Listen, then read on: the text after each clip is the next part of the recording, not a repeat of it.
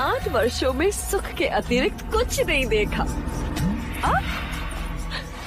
8 कोड़ों में 8 जन्मों का दुख देख लेगा आपका भतीजा। उसने न्याय सभा के समक्ष गौरी का उत्तरदायित्व लिया था। पर वो अभी बालक ही है भैया। आर्य आर्य आर्य आर्य आर्य ओ आर्य, पता नहीं अब महाराज क्या न्याय करेंगे। उस दिन पूरी सभा ने सिद्धार्थ के न्याय को माना। अब सभा के न्याय को उसे मानना ही होगा। ऐसा न्याय जो शाक्यों के इतिहास में कभी किसी राजा ने नहीं किया।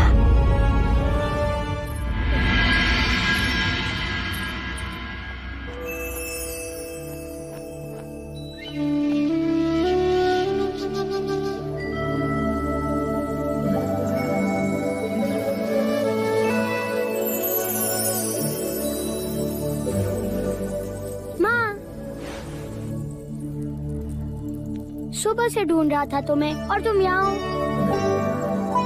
तुम रो क्यों रही हो माँ?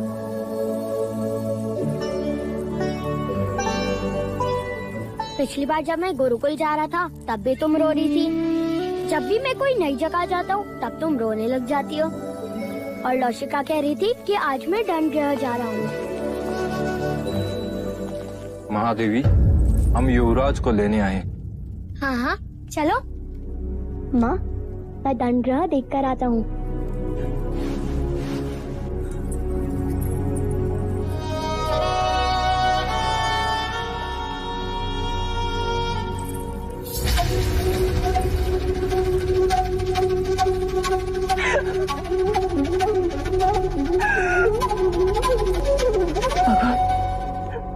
भगवान मेरे सिद्धार्थ की रक्षा करना।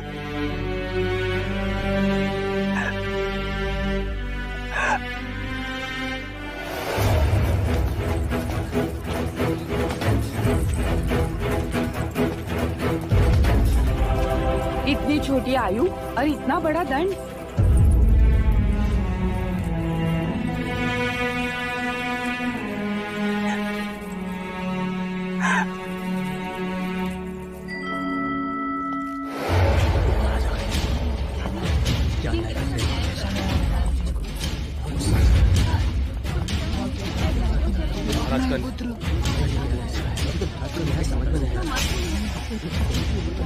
दंडगृह में इतनी भीड़ कैसी? महाराज, ये भीड़ न्याय की विनती के लिए है। कृपा कर आप अपने न्याय को स्थगित करते महाराज। हाँ भाई महाराज, मैं आकाश पाताल लेकर उस वैश्य गौरी को ढूंढ निकालूंगा। उत्तरदायित्व लेने वाले को उपस्थित किया जाए।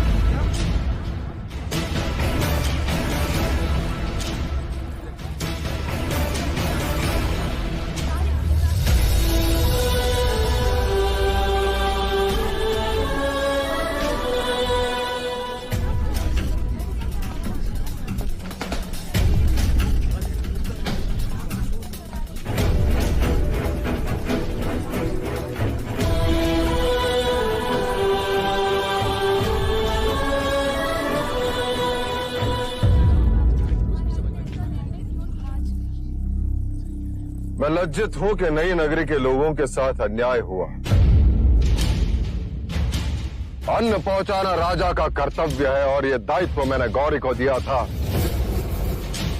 उसने दोबारा अपराध किया तो उसका उत्तरदायित्व लेने वाला उसके दंड का अधिकारी है।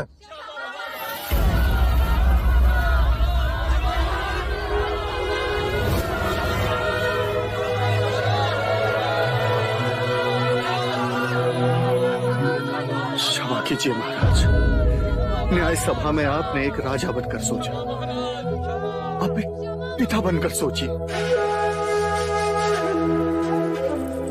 उत्तरदायी दंड भुगतने के लिए सक्षम नहीं, इसलिए उसका दंड उसके पिता को दिया जाता है।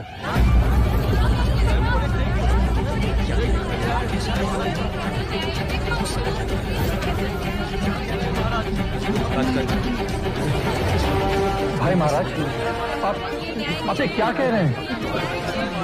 दंड देना राजा का धर्म था और दंड भुगतना पिता का धर्म है। परंतु महाराज, इसका युवराज सिद्धार्थ पर क्या असर पड़ेगा? मेरे पुत्र को यह ज्ञात हो जाएगा कि बिना सोचे समझे झूठे मनुष्य का उत्तरदायित्व लेना भी अपराध है। करुणा से राज्य नहीं चलते। महाराज, उठाओ कोड़ा, मैं तैयार हूं।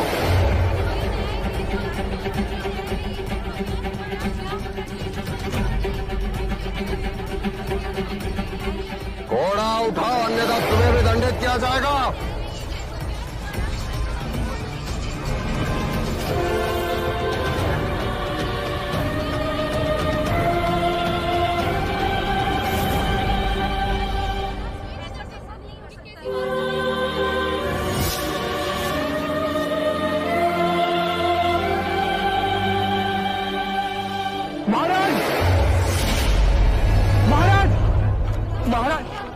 महाराज, सॉरी, क्षमा महाराज। देखते क्या हो, संधि बना लो से। क्षमा महाराज, महाराज क्षमा। नए नगरी में अन्न पहुंचाने का दायित्व तुम्हारा था या नहीं गौरी? था महाराज। तो आज्ञा का पालन क्यों नहीं हुआ? क्योंकि महाराज वो भी तो आप ही का आदेश था। क्या?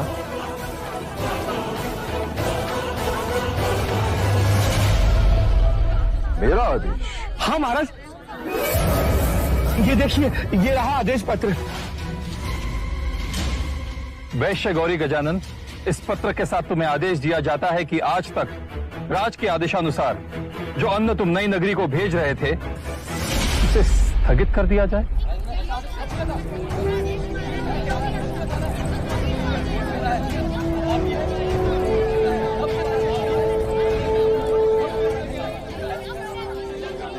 ये पत्र खोटा है। मैंने ऐसे कोई आदेश नहीं दिया।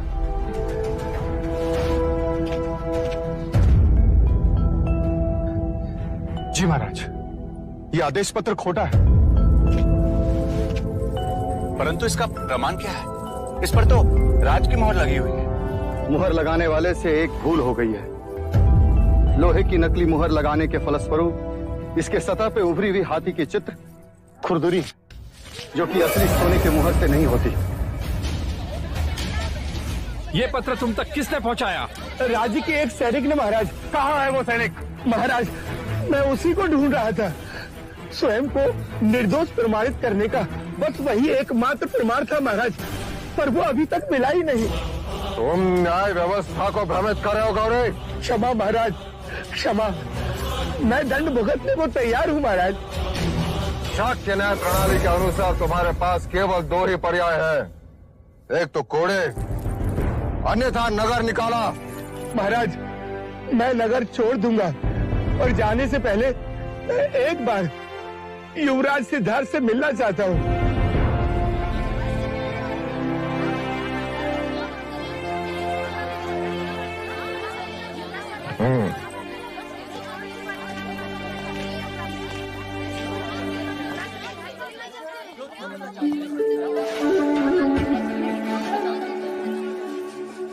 आपने मुझे सत्य के मार्ग पर चलना सिखाया। आपका विश्वास बना रहे, इसलिए मैंने किसी भी तरह का लालच न करके कोई भी छल कपट नहीं किया। सत्य स्वयं प्रकाशित होता है। आज नहीं तो कल अपराधी अवश्य दंड पाएगा।